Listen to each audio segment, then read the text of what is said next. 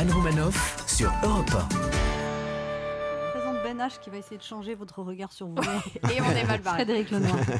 Mercredi soir, comme tous les mercredis soirs, j'étais dans mon fauteuil club au coin du feu. Et alors genre, t'as un manoir et tout. Il habite dans un studio sur un canapé Ikea, il nous fait croire qu'il a un manoir. Le mytho, quoi. Avec une Et chaise alors pliante. que j'hésitais entre mes deux livres préférés, Critique de la raison pratique Ouais, public ou closer.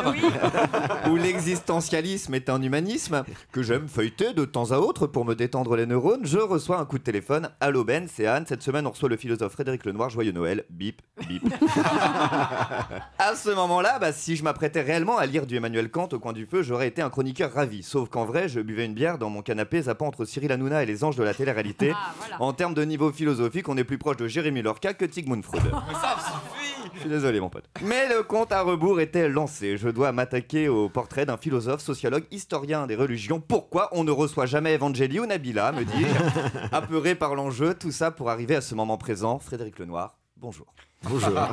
Jusqu'à votre découverte à l'occasion de ce portrait, pour moi, la philosophie, c'était un vieux coréen soporifique à la laine frisant le toxique en classe de terminale et au pire, une intervention de Alain Finkielkraut dans les médias.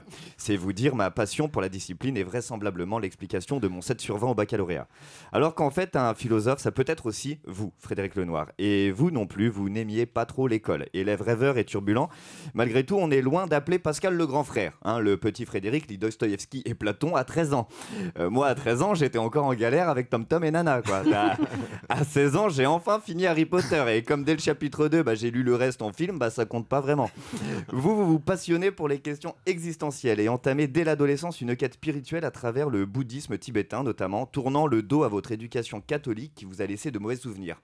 On rappelle que dans de nombreux cas, c'est tourner le dos pendant l'éducation catholique qui laisse de mauvais souvenirs. Ah moi je l'aime beaucoup. Pourtant, j'aime beaucoup. Pourtant, votre ami d'enfance, qui deviendra plus tard moine... On va avoir une observation du CSA. C'est si rare en ce moment. Pourtant, votre ami d'enfance, qui deviendra plus tard moine, vous convainc de passer une semaine dans un monastère. C'est une révélation pour vous, Dieu revient dans votre vie. Vous avez même failli rentrer dans les ordres à l'époque, mais vous n'aviez pas la vocation, dites-vous.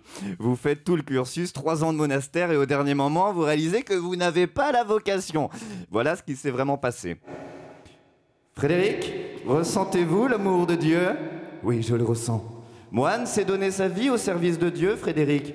Oui, ce serait un honneur de le servir. Bien, on va désormais passer au vœu de chasteté. Vous savez, je crois que finalement, c'est pas vraiment ma vocation. Non, vous avez bien résumé les choses. C'est ça.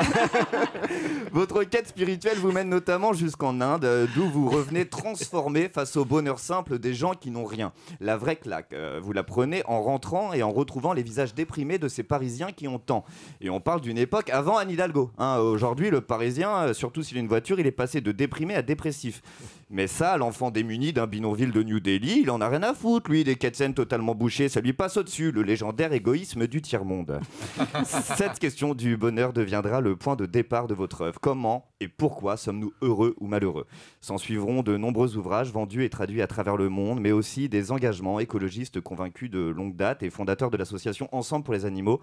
Dans un monde rongé par les crises, les catastrophes, la pauvreté et les mauvaises nouvelles, dans un monde où de plus en plus anxiogène, votre travail fait un bien fou. Et personnellement, contre toute attente, pour le lycéen que j'étais, c'est avec un bouquin de philo, le vôtre, Frédéric Lenoir, que commencera ma nouvelle année, que je vous souhaite la plus heureuse possible. Merci. Europe